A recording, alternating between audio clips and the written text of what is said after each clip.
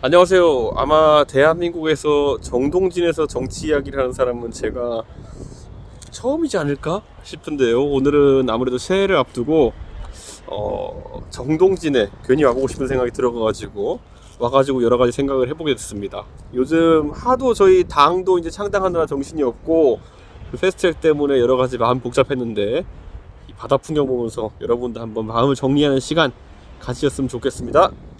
무슨 얘기를 할까 이렇게 고민하는데, 아무래도 지난주에 있었던 가장 큰 일이 뭐냐면은 결국엔 4+1이라는 조직체가 패스트트랙 선거법을 강행했다는 데 그 의미가 있겠죠.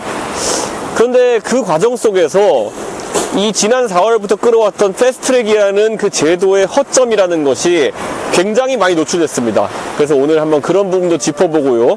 무엇보다도 이 선거법이 통과되고 난 뒤에 앞으로 그럼 범야권은 어떻게 대응해야 하는지 한번 알아볼 수 있도록 그렇게 하겠습니다. 예, 우선 패스트트랙 선거법을 보면요, 완전히 누더기가 됐습니다. 그 4+1이 모여가지고 처음에 뭐 호남 의석수를 줄이지 않기 위해 가지고 뭐 3년으로 인구를 뭐 평균 내가지고 한다는 이부터 해서 많은 말들이 나왔었는데, 급기야는 석패율제도 이제 갖다 버리게 된 상황이거든요. 그래서 우리가 4월달을 생각해보면은 그 난리를 겪으면서 그 패스트트랙에 태웠던 선거법 225대 75 준연동제 권역별 석패율제, 이거 4가지 요소 중에 단 한 가지도 살아남은 게 없는 그런 상황이 되었습니다. 그래서 이건 참 보면은 앞으로 대한민국에 있어가지고 야합 세력이 뭔가 추진한다고 한다는 것이 말은 쉽지만 실제로 얼마나 어려운지를 보여주는 하나의 역사적 교훈으로 남지 않을까, 이런 생각을 하게 됩니다. 근데 이번에 제가 봤을 때 가장 큰 타격을 입은 세력은 어디냐면은 결국에는 대한신당, 그리고 바른미래당의 손학규 대표 일파, 당권파라고 하죠. 그리고 뭐 민주평화당의 정동영 대표 일파, 이분들 같은 경우에는 그냥 큰 틀에서 범여권으로 묶인 거 외에는 얻은 것이 딱히 없어요. 왜냐하면 호남 의석을 지킨다? 아무 의미 없는 것이, 과거와 다르게 이번에 과연 민평당이나 대한신당에 있는 분들이 호남 지역구 의석을 많이 지킬 수 있을까요? 저는 어렵다 보거든요. 그렇다면 누구를 위한 이런 야합에 끼어든 것이냐. 아니, 공수처만 내주고 본인들은 얻은 게 없는 상황이 왔거든요. 그래서 저는 이런 것도 참, 그분들이 전부 다 정치 고수라 그러고 3선 4선급 되는 분들인데 왜 이런 황당한 선택을 했을까? 지금 와서 보면은 그냥 소탐 대실의 하나의 예가 되지 않을까, 이런 생각을 좀 하게 됩니다. 그리고 저희가 한번 이번에 이해득실표를 따져봤을 때, 저는 어쨌든 정의당 같은 경우에는 의석수가 그래도 뭐 지지율 10% 정도 나온다고 하면은 한 13석, 14석까지는 무난하게 나올 수 있지 않을까, 이런 생각을 하게 되는데, 저희가 항상 비유를 하죠. 정의당은 로또를 맞았던 거예요. 로또 맞은 다음에 당첨금을 이제 받아야 되는데, 정말 민주당이라는 그런 곳에서 진짜 속옷만 남기고 다 벗겨버리는 그런 상황이에요, 보면은. 예, 결국 그 4+1이 이번에 선거법을 통과시키려고 이제 노력을 했고, 결국 무지막지한 패스트트랙으로 이게 통과됐는데, 사실 저는 이 지점에 대해서 과연 4+1에 참여했던 사람들의 이해득실은 어떤지 한번 따져봤으면 좋겠는 게요. 아니, 생각해보세요. 손학규 대표, 이정미 대표, 단식을 하면서 본인들이 이루고 싶어 했던 건 선거법 개정이었는데, 지금 결과적으로 통과된 선거법을 보면은 요소가 다 드러내져가지고 나와 있는 게 없어요. 자, 처음에 225대 75로 합의를 했었죠. 그 다음에 50% 준연동제, 그리고 석패율제가 있는 권역별 비례대표제를 이제 통과시키려고 했는데, 이 4가지 요소 중에 원안 그대로 남아있는 것이 단 하나도 없어요. 잘 보시면은 253대 47로 줄어들었죠. 거기다가 캡을 씌워가지고 50% 준연동제도 이제 아니죠. 거기다가 뭐 권역별 비례대표제 없어졌죠. 석패율제 없어졌죠. 결국은 진짜 연동형 살짝 적용해가지고 바꾼 건데, 그 반대급부로 야3당이라고 하는 곳들, 민주평화당, 대한신당, 정의당, 거기다가 바른미래당 당권파까지, 이분들은 대통령의 권한을 엄청나게 강화시키는 공수처라는 것을 사실상 헌납한 거나 마찬가지가 되는 거예요. 근데 저는 이거는 앞으로 총선은 결국 진짜 야당과 가짜 야당, 관제 야당들 간의 대결 구도로 가게 될 것이다. 저는 이렇게 보고요. 지금까지 뭐 자유한국당과 새로운 보수당, 그러니까 과거의 바른정당계 정도만 이 패스트트랙에 대해 가지고 명시적인 반대 입장을 가져왔고, 나머지 뭐 아까 말했던 민평당, 대한신당, 정의당, 바른미래당 당권파 같은 경우에는 결국은 이거 뭐 여당 2중대, 3중대, 4중대 했다는 비난에서 벗어날 수가 없는 그런 상황이 된 거죠. 그래서 앞으로 이 전국에서 선거 구도라는 것은 굉장히 간명하게 갈라지게 됐다, 이렇게 생각하고요. 다만 이제 우리가 한번 지켜봐야 될 것은 선거제도에 대해서 끝까지 반대했던 야당과 관제 야당 역할을 했던 그런 곳들의 차이는 뭐냐면요, 결국은 이번에 자유한국당에서 필리버스터를 하는 것도 모자라가지고 이제는 선거법이 통과되면은 비례한국당을 만들어가지고 선거에 임하겠다라는 의지를 아예 밝혔어요. 김재원 의원이 하면 무조건 한다, 이런 식으로 압박까지 들어갔는데, 사실 비례한국당이란 개념 자체는 보수가 언뜻 생각했을 때는 선뜻 받아들이기 어려운 그런 개념이에요. 왜냐면 보수 유권자들 같은 경우에는 그래도 그런 어떤 지금까지 선거를 치르면서 단일화 전술이라든지 아니면 뭔가 기술에 해당하는 부분들을 많이 발휘를 안 해봤거든요. 그래서 2012년 총선을 예로 들어보면은 그 당시에 저도 새누리당 소속이었는데 상대 야당이었던 민주통합당이란 통합진보당이 후보 단일화를 했어요. 그리고 그 당들이 선거 전략을 어떻게 썼냐면은 지역구 후보는 두 당의 단일화 후보를 밀고 비례 후보는 뭐 통합진보당을 좀 찍어달라, 이런 식의 구도가 상당히 많았었어요. 근데 그것에 한번 훈련이 됐던 진보진영 유권자와는 다르게 지금까지 보수진영 유권자들은 정당에서 당신들 비례는 여기 찍고 지역구는 여기 찍어주세요 하는 그런 방식의 투표에 한 번도 돌입해 본 적이 없어요. 하나 예가 있다고 한다면은 과거에 박근혜 대통령이 국민도 속고 나도 속았다, 공천학살을 친박계가 당했을 때 친박연대라는 것이 자발적으로 결성돼 가지고 선거에 나갔더니만은 그 비례대표 중심의 정당이 꽤 많은 표를 얻어가지고 비례투표로 보수정당이 생겨난 그런 적은 있었죠. 근데 그 당시에는 박근혜 대통령이라는 아주 강력한 대선주자 바탕으로 그렇게 해야 된다는 어떤 동기가 많이 생겼던 것인데, 자, 이번 선거에서 우리공화당, 새로운보수당, 그리고 자유한국당이 결국에는 뭐 범보수 또는 범야권 정당으로 분류가 될 텐데, 이 정당들 간에 이런 공조가 이루어질 수 있을지, 아니면 또 자유한국당이 자체의 비례 위성 정당을 만들어 가지고 선거에 돌입할 수 있을지, 저는 이거는 앞으로 남은 시간 중에 얼마나 유권자들이 거기에 맞춰갈 수 있겠느냐, 뭐 이 부분을 고민해 봐야 된다, 이렇게 생각하고요. 사실 수도권 지역 같은 경우에는 이런 식의 어쨌든 선거, 아까 말했듯이 친박연대는 공천학살 당했으니까 그래도 싸지라는 생각이 있어가지고 비례투표를 그쪽으로 가는 것에 대해 가지고 유권자들이 큰 문제의식을 안 가졌어요. 그런데 이번에는 선거법이 아무리 부당하게 통과된 것이라 하더라도 어쨌든 약간 편법 같아 보이는 전략으로 비례한국당을 만들게 된다면은 저는 유권자들 중에 많은 분들이 옮겨가지 않을 수도 있다, 이런 생각을 하고 전략이 실패할 가능성이 있다.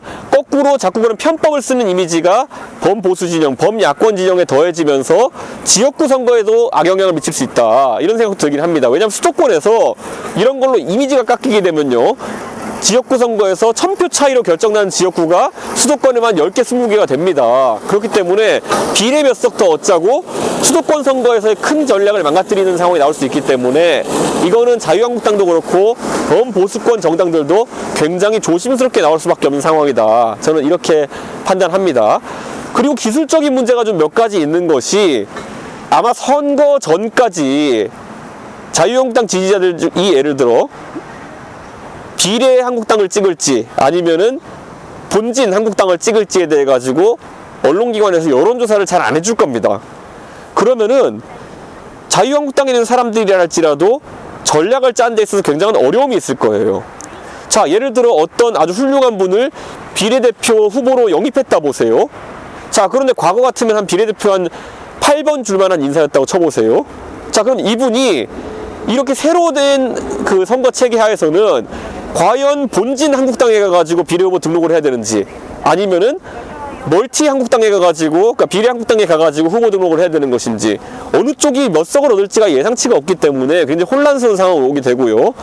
그리고 이제 비례 한국당이라는 개념을 설명하면서 많이들 이야기하는 것이 낙천자나 불출마한 사람들을 그쪽으로 옮겨가지고 기호를 위로 땡기겠다 이런 말을 했는데, 자 생각해보시면 불출마하신 분들 중에 김세현 의원이나 김영우 의원 같은 분들, 이분들은 지도부에 강한 반감을 가지고 있는 분들이고, 불출마한 마당에 내가 굳이 비례한국당 멀티로 가가지고 내가 할 필요가 뭐가 있겠느냐 라는 생각을 할 수도 있고요. 아니면은 낙천하신 분들, 낙천했다는 건 개인한테 굉장히 큰 아픔이 되는 상황인데 낙천까지 당했는데 본질에서 멀티로 이동까지 당한다?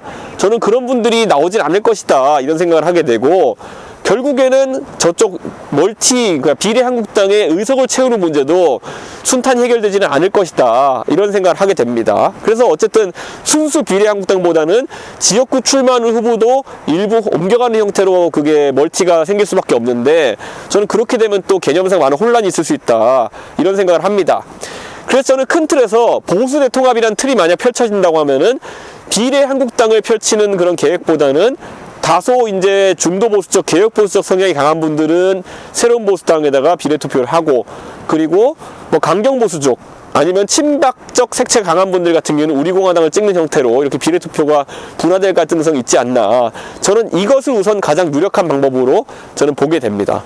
제가 봤을 때는 그 사법개혁안도 앞으로 이제 쪼개기 국회가 계속되면서 하나씩 이제 패스트트랙 법안들이 통과가 될 텐데, 저는 결국 공수처라는 것도 보면은 백혜련 의원의 원안 가깝게 되어버렸거든요. 저는 이거는 아주 문제가 크다 이렇게 보고, 공수처장을 뭐 박주민 의원의 말로는 이제 공수처가 이번에 법이 통과되고 나면은 내년 7월쯤부터 가동될 거다 이렇게 이야기하는데, 사실 내년 7월이면 언제입니까? 이제 정권 후반기에 말기로 접어들면서 결국에는 정권이 사실 책임져야 될 사람들이 많이 탄생하는 그런 시기인데, 그때 사실상 대통령이 임명권을 행사할 수 있는 그런 형태의 공수처가 발동되게 되면은, 글쎄요, 이번에 보면 태양광 사건이나 아니면 이런 것들 국민들의 관심이 참 많은데 과연 제대로 된 수사를 받을 수 있을까, 또는 어떤 제대로 된 어떤 조사가 이루어질 수 있을까에 대해 가지고 전 강한 의구심을 갖게 되거든요. 이번에 보면요, 가장 황당했던 게 월성 1호기. 예, 우리나라에서 원자력 발전소가 여러 개 있지만 월성 원자력 발전소, 경주에 있는 월성 원자력 발전소만 그 캔두 방식이라고 하죠. 그 중수로 방식의 그 원자력 발전소입니다. 중수 발전을 하는 곳에서만 나중에 이제 사실 핵 무기의 연료가 될 수 있는 물질이 생산되기 때문에 각국에서 통제를 많이 하게 되는데, 어쨌든 우리나라 유일한 중수발전소인 월성 원전 1호기를 조기에 폐쇄하기로 이제 원안위에서 이제 결정을 했거든요. 저는 참 의외인 게 뭐냐면은, 미국의 원전이나 이런 것들을 보면은 거의 원래 계획 수명이 40년 이렇게 되어가지고 7, 80년까지 연장해 가면서 운영하는 것이 그냥 상례예요.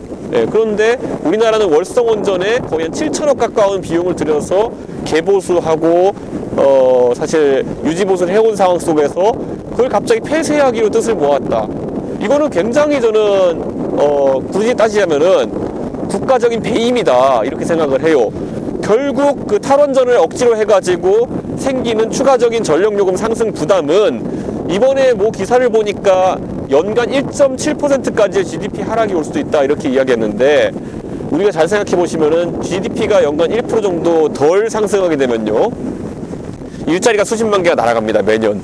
그 정도로 중대한 문제인데, 그런 판단을 만약에 어떤 과학적인 근거나 아니면 실질적인 위험을 평가해 가지고 한 것이 아니라 막연하게 어떤 정책적 판단, 정무적 판단으로 탈원전이 좋은 거란다, 아니면은 태양광이 좋은 거란다, 그러니까 우리 한번 해봐야지, 이렇게 만약에 권력 핵심부에서 판단한 것이라면은, 저는 그 의중이 원안위에 전달되어 가지고 이런 결과가 나온 것이라면은 저는 굉장히 이거는 나중에 실패한 정책으로 평가받고 책임져야 될 사람들이 있을 것이다 이렇게 봅니다. 많은 분들이 보시게 된 광경 중에 우리가 소위 필리버스터라고 하죠. 그 의원들이 무제한 토론하는 것을 보게 됐는데, 가장 먼저 주호영 의원이 스타트를 끊었죠. 주호영 의원이 원래 굉장히 조리 있게 말씀하시는 분이기 때문에 논리적으로 이야기를 하면서 처음에 4시간가량 이렇게 시간을 보내게 됐고, 그 다음부터 이제 뭐 김종민 의원도 나오고 권성동 의원도 나오고 이렇게 해서 야권 의원들이 필리버스터를 끝까지 진행했는데요. 저는 이런 생각을 했어요. 원래 사실 무제한 토론이라 함은 여당과 야당이 각각 이번 법안에 대해 가지고 가진 합리적인 의견을 갖고 토론하는 공간이 되었으면 참 좋겠다. 그게 무제한 통일이 됐으면 정말 좋겠다. 이런 생각을 했거든요. 그런데 약간 아쉬운 점이 있다면은 이번에 민주당 쪽에서 또는 정의당 쪽에서 필리버스터 나오신 분들 같은 경우에는 애초에 필리버스터, 즉 무제한 토론하는 시간 동안에 야당 의원들이 문재인 정부의 실정에 대해 가지고 지적하고, 그리고 이번 패스트트랙 법안의 잘못된 점을 지적하는 그 모습 자체를 보이는 게 너무 싫었나 봐요. 그래가지고 사실상 좀 의미가 없는 내용들로 무제한 토론을 진행하는 그런 모습을 보여줬는데요. 자, 야구 좋아하시는 분들은 알 겁니다. 야구하면서 점수차가 예를 들어 1대 10, 1대 15 이렇게 벌어진 상황 속에서 만약에 이기고 있는 팀이 그 번트를 대게 되면요, 그건 진짜 나중에 빈볼 던질 수밖에 없는 그런 상황이 되는 겁니다. 그렇기 때문에 이런 필리버스터 같은 것에서도 이번에 야권을 무시하고 여권이, 법여권이 강행 처리하는 국면이었다 그러면은 적어도 그에 대해 가지고 반론을 제기하는 야당 의원들의 최소한의 저항권은 확보해 줄 수 있도록 법여권, 즉 민주당, 정의당 의원들이 회방을 놓는 모양새는 보이지 않았으면 했는데, 뭐 본인들이 아주 합리적인 방법으로 토론에 참여했다면 그것도 인정하겠습니다만은 그것보단 단순히 문재인 정부의 실정을 지적하고 4+1의 야합을 지적하고, 그리고 선거법과 공수처의 문제점을 지적하는 것들에 대해서도 하지 못하게 사실상 시간을 잡아먹어버린 거는 굉장히 유감이라 볼 수 있겠죠. 그래서 저는 그래도 이번에 야권 의원들이 필리버스터하는 과정 중에서 굉장히 실력 있는 모습 많이 보여줬고, 무엇보다도 이번에 많은 국민들이 법안에 어떤 문제들이 있는지 알게 되었다. 이것은 굉장히 다행인 걸로 그래서 생각합니다. 앞으로 법여권이 한 2주 정도 이런 국면을 지속하게 될 텐데, 끊임없는 필리버스터로 인해 가지고 좀 이런 야합이 실체가 까발려지기를 저는 기대합니다.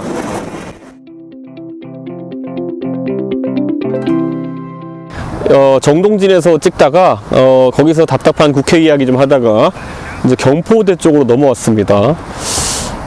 사실 이번 주에 국회 사정도 굉장히 뭐 좀 관심을 끄는 부분이 많았지만은 저는 굉장히 좀 희한하게 봤던 거 두 가지가 있어요. 자, 첫째로는 그 계엄 문건 관련해 가지고 재판이 이제 1심이 나왔거든요. 근데 그 1심에서 저는 무죄 취지로 판결이 났어요. 그러다 보니까 아니 도대체 적폐청산한다고 무슨 쿠데타를 기획했다고 이렇게 몰아붙이던 사람들이 이 결과를 보고 무슨 할 말이 있을까, 이런 생각을 하게 되고요. 그 군인들 중에서도 사실 그런 어떤 쿠데타 획책했다는 듯이 이제 몰아붙여가지고 명예가 이제 훼손되신 분들이 있는데 꼭 이번 판결로서 명예가 회복될 수 있는 상황이 왔으면 좋겠습니다. 그리고 군 문제 하나 또 짚어보자면요. 이번에 많은 분들이 모르시겠지만은 그 글로벌 호크라고 그 무인 항공기, 고고도 정찰기가 대한민국에 드디어 도입이 됐습니다. 그래서 한국에 도착을 했는데, 뭐 물론 전력화의 과정에 아직까지 단계들이 남아있지만은 그 글로벌 호크가 도착했다는 사실 자체를 언론들이 어떤 국방부의 공식 발표나 이런 것들로 뭐 듣게 된 것이 아니라 상당한 취재를 통해 가지고 알게 됐거든요. 그러니까 알리지 않았다는 것이죠.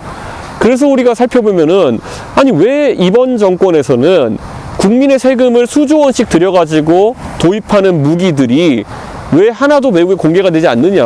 사실 뭐 무기를 가까이에서 이제 보여주고 이러면 안 되겠죠. 무기의 어떤 그 기밀성이나 이런 걸 위해서라도. 그런데 사실 도입 당시부터 다 도입된다는 거 알고 있었고 언제 들어온지 기다리고 있는 국민들에게는 적어도 말을 해주는 게 중요한데 그런 부분이 상당히 약해요, 이번 정부는. 자, 한번 살펴봅시다. 이번 정부 들어가지고 전력화되는 무기들이 있습니다. 예를 들어 F-35A 전투기. 사실 우리 공군이 F-15K도 있고 F-16, KF-16도 있고 F-16도 있고 여러 가지 전투기들이 있지만은 F-35A는 스텔스 전투기로서 상당히 큰 전력이 되는 그런 전투기거든요. 근데 이게 도입된 다음에 전력화 과정을 이제 거의 마쳤는데도 불구하고 이것의 운용에 대해 가지고는 상당히 국방부에서 제한적으로 언급을 하고 밝히길 두려워합니다. 자, 그리고 또 살펴보면은 아파치 헬기 같은 경우에 H-64 헬기죠. 아파치 64 헬기 같은 경우에는 H-64 헬기 같은 경우에는 도입되어서 상당히 우리 육군 항공전력이 보강되었음에도 불구하고 국방부에서 언급이 참 적습니다. 예. 그리고 또 가장 최근에 아까 언급했던 고고도 정찰기, 그 글로벌 호크는 사실 들어온 것 자체가 이제 비밀리에 가까울 정도로 정보가 통제되고 있는 상황인데, 저는 여기서 한 가지 짚어보고 싶은 게 뭐냐면은, 자, 많은 분들이 의심하는 건 첫째, 북한이 거기에 대해 가지고 민감하게 생각하기 때문에 감추는 것이다. 이것도 어느 정도 맞을 수는 있어요. 왜냐하면 실제로 제가 노동신문 사설이나 이런 것들을 가끔가다 보고, 또 조선중앙통신 이런 데서 나오는 것들을 저는 자료를 이제 접하게 되어 있거든요. 접해보면은 그 우리 국방력의 강화 또는 신무기 도입에 대해 가지고 북한이 굉장히 강력하게 규탄하고 매번 그에 따른 강한 성명을 내고 있어요. 근데 사실 북한은 뭐 지들은 미사일 테스트하고 이렇게까지 하면서 핵무기까지 실험하고 이런 상황에서 우리가 상당히 방어적 성격의 무기들을 동원하고 정찰 전력을 보강하는 것들, 사실 고고도 정찰기가 왜 필요합니까? 북한이 이동식 발사대 같은 걸 통해 가지고 미사일 도발을 할 것에 대비해 가지고 고고도 정찰을 하는 것인데, 사실 그런 방어적 성격의 무기들 같은 경우에는 북한 입장에서는 불편할 수는 있겠지만 우리한테 뭐라고 할 수 없는 지점이잖아요. 그럼에도 불구하고 북한이 그런 지적을 하는 데 있어 가지고 우리 정부가 너무 민감하게 반응하는 것이 아니냐, 이것이 첫 번째고요. 두 번째로 우리가 짚어봐야 될 게 뭐냐면은, 지금 문재인 정부 3년 차입니다. 문재인 정부 3년 차에 도입되고 전력화되는 여러 가지 무기들 같은 경우에는 사실상 이명박 정부에서 기획하고 박근혜 정부에서 도입을 결정한 무기들이 거의 대부분이에요. 아까 언급했던 세 가지 사업들, 자, 아파치 헬기 도입 사업 같은 경우는 A-X 사업이라 그러고요. 그 다음에 F-35A 전투기를 가져오는 것은 FX 사업이라고 이제 하죠. 그리고 거기에 덧붙여가지고 그 고고도 정찰기 사업은 HUAV 사업이라고 하는데, 이 사업들 전부 다 미국 업체랑 계약을 했는데 미국의 세 개의 주요 방산업체들과 하나씩 거래를 하는 거죠. 첫 번째 이제 보면은 아파치 헬기 같은 경우에는 맥도넬 더글라스사가 원래 제작하는 것이고 지금은 보잉 산하의 회사죠. 그러니까 결국 보잉과의 거래이고, 그 다음에 F-35A 같은 경우에는 제작사가 로키드 마틴이에요. 글로벌 호크 같은 경우에는 노스롭 그루먼사의 제품이거든요.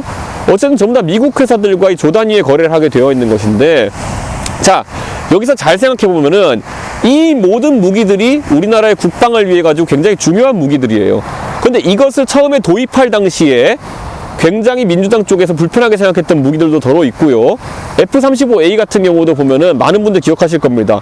박근혜 정부에서 도입을 시도하고 하니까 무슨 뭐 로키드 마틴하고 해가지고 방산 비리가 있는 것처럼 묘사했던 사람도 있었어요. 네? 그러니까 그런 것들로 봤을 때, 자, 우리가 기억해야 할 단어 하나가 뭐냐면은 사자방이라는 거예요. 자, 처음에 사는 뭡니까? 4대강, 자는 자원외교, 그 다음 방은 방산비리거든요. 문재인 정부 들어서면서 이명박 정부에 대해 가지고 압박을 가하면서 만들어낸 사자방이란 용어 속에 방산비리가 마지막에 들어있거든요. 이런 무기 도입 과정에서 있었던 것들을 방산비리로 지칭했던 것일 텐데, 지금 와서 보면은 자기들이 누구를 처벌하는 데 실패했고, 사실상 방산비리라고 밝혀낸 것도 사실 있지 않아요, 별로 보면은. 그러다 보니까 지금 와서 이런 무기를 전력화하는 데 있어서 북한의 눈치도 약간 보이겠지만은, 무엇보다도 우리 국민들에게 과거에 했던 말들, 이명박 정부에서 박근혜 정부에 있었던 사업들, 방산 사업들이 굉장히 비리가 많았다는 취지로 이렇게 묘사했던 것들이 허구에 가까운 것들이 많다는 것이 드러나기 때문에 지금은 이런 무기들에 대해 가지고 자신들 때 도입이 되긴 했지만은 적극적인 홍보를 할 수 없는 그런 상황이 온 것도 있겠죠. 그러니까 저는 이런 부분에 대해 가지고 굉장히 안타깝게 생각하는 것이, 자, 노무현 정부와 문재인 정부의 공통점 뭐냐면은 주한 미군에 대한 의존도를 줄이겠다라고 주장하고 있고, 그러니까 자주 국방을 하겠다는 얘기를 계속하죠. 그러면 이제 무기 도입이나 이런 것에 대해 가지고 국방비 투자를 많이 늘려야 되는 상황인데, 자, 우리 국방비 같은 경우에는 GDP에서 차지하는 비율이 거의 일정하고, 늘어났을 때는 국가 경제에 주는 부담이, 아니면 국민 재정에, 국민 세제에 주는 부담이 상당히 크기 때문에 굉장히 긴축해서 운영해야 되는 것이 사실인데, 잘 보시면은 최근에 아주 모순된 이야기들이 많이 나오고 있어요. 자, 문재인 정부에서 국방력에 있어가지고 여러 가지 이제 변화를 가져다 준 것이 뭐냐면, 사병에 대한 처우 개선, 전 뭐 이런 거 긍정적으로 봅니다만은, 최근에 민주당에서 민주연구원에서 던졌던 것이 뭐냐면은 모병제 전환 이런 것들을 던졌어요. 자, 모병제 전환이라는 거는 기본적으로 병력의 수를 줄이는 것에 우선 기반을 하고 있고요. 병력의 수를 줄였을 때 군을 첨단화, 현대화시키는 것을 당연하게 가정하고 있습니다. 근데 한정된 국방 예산 속에서 인건비가 차지하는 비중을 높이겠다는 이야기와 더불어 가지고 무기 도입을 늘리겠다는 이야기를 같이 하고 있는 거예요, 저는. 자, 사드를 이제 미군이 배치한다고 했을 때 그에 대응해 가지고 우리 자체의 킬체인을 구축하고 미사일 요격 시스템을 구축하자고 했던 것들 다 기억하실 겁니다. 근데 그거 다 돈이에요, 지금 보면은. 자, 그런 것 외에도 보면은 우리가 주한미군에 가장 많이 의존하고 있는 정찰 자산 같은 것들, 어떻게 보면 언젠간 꼭 필요한 사업이겠지만은 사실 단기간에는 상당한 비용 부담이 되는 사업들일 수 있는데, 뭐 이런 부분들에 대해 가지고 계속 추진하겠다 이야기하면서 한쪽에서는 상당한 비용 부담을 수반하는 그 모병제라든지 아니면은 뭐 군 사병에 대한 처우 개선 문제 같은 것들을 계속 정치적인 이슈로 만들고 있어요. 저는 그래서 최근에 이런 일련의 그런 국방정책에서 엇박자가 나는 부분이 굉장히 우려스러운 것이, 유럽에 있는 많은 나라들이 사실 그 모병제로 전환하는 과정 속에서 어떤 일이 있었냐면은 무기 투자, 전력 유지비라고 우리가 보통 하는 것, 그리고 전력 증강에 대한 비용 같은 것들을 결국엔 줄일 수밖에 없었어요. 자, 독일을 한번 보자는 거죠. 우리가 독일이 이제 징집제를 폐지한 지가 꽤 됐어요. 그 다음에 모병제로 전환했는데 그 과정 중에서 독일군이 얼마나 약해졌는지는 사실 한번 주목해 볼 만합니다. 원래 독일이 냉전기에는 어쨌든 그 동독과 서독의 대립이 있었기 때문에 상당히 강한 국방력을 가지고 있었고 결국에는 육군의 비중이 상당히 있었는데, 이것을 결국 모병제로 전환하면서 인원의 수가 굉장히 많이 줄었고요. 그 다음에 그 줄어든 인원들이 모병제로 전환하게 되면서 그 장교와 사병에 대한 인건비 지출이 급증하게 됩니다. 예를 들어 독일군 같은 경우에는 지금 처음 임관한 장교에 대한 1년 인건비 총 비용이 한 8천만 원 우리 돈으로 이 정도까지 되는 것을 알려져 있어요. 그러니까 모병제라는 것은 필연적으로 엄청난 인건비 상승을 동반하게 되어 있는데, 그 때문에 이제 보고서를 보면은 독일군의 무기들, 특히 전투기와 전차 같은 경우에는 절반 이상이 지금 거의 가동이 불가능한 상태다. 그러니까 전차든지 전투기든지 간에 기동을 하려고 그러면은 상당한 양의 기름이 들어가게 되고 연료비가 들어가게 되고, 두 번째로는 그것을 고치고 수입하는 데 있어가지고, 그러니까 유지하는 데 있어가지고 상당한 정비 비용이 들어가게 되는데, 그런 부분들을 삭감할 수밖에 없다 보니까 독일 전력이 갈수록 이제 약화되는 모습을 이제 겪고 있습니다. 독일의 전투기 하면 유로파이터라고 이제 만드는 것도 있고, 독일의 전차 레오파드 전차 굉장히 좋은 무기들임에도 불구하고 유지보수 비용이 이제 줄어들어가지고 실제 전력으로 활용할 수 있는 비율이 굉장히 적다라는 것, 이게 지금 이미 독일에서는 상당히 문제가 되고 있는 상황인데, 저는 문재인 정부도 한번 지켜봐야 될 것이, 계속 이제 전력 이제 병력 수는 줄이게 되고 반대로 이제 무기에 대한 투자 같은 것들은 줄이지 않겠다고 주장하고 있는데, 과연 이것이 한정된 국방 재원 속에서 가능한 것인지 이제 지켜봐야 되는 것이고요. 문재인 정부의 가장 큰 우려는 뭐냐면요, 뭔가 굉장히 선한 의도를 포장해가지고 이렇게 하겠다라는 이야기들 하는데, 그 이야기 자체가 모순적이기도 하고 아니면 정부가 굉장히 아마추어적으로 그런 것들을 접근하기 때문에 나온 결과들을 보면은 하나도 그 공약한 대로 되는 것들이 없어요. 경제 정책도 보면은 우리가 소득주도 성장부터 해가지고 굉장히 많이 지켜봤지만은, 장밋빛 전망을 굉장히 많이 내세우지만은 나중에 나온 걸 보면은 결과가 참 빈약한 경우가 많거든요. 저는 외교도 마찬가지예요. 최근에 보면 일본에 대해 가지고 굉장히 강한 어조로 이제 공격하다가, 자, 12월 말이 됐는데 지소미아 다시 연장할 거냐 말 거냐 결정해야 되는데 3월 말까지 태도를 보겠다고 하고, 그러니까 이런 식으로 용두사미식의 결과들이 굉장히 많기 때문에 저는 모병제를 포함해서 국방에 관한 여러 가지 공약 같은 것도 굉장히 불안불안하고, 지금이라도 본인들이 과거 정부를 비난하는 데 있어 가지고 과도했던 지점이 있다면은 공개적으로 그 부분에 대한 것을 사과를 하고, 앞으로 뭐 무기의 전력화라든지 아니면 국방 전략을 짠 데 있어 가지고 너무 이제 자기 확신에 차 가지고 잘못된 길로 가지 않았으면 좋겠다, 이런 생각입니다.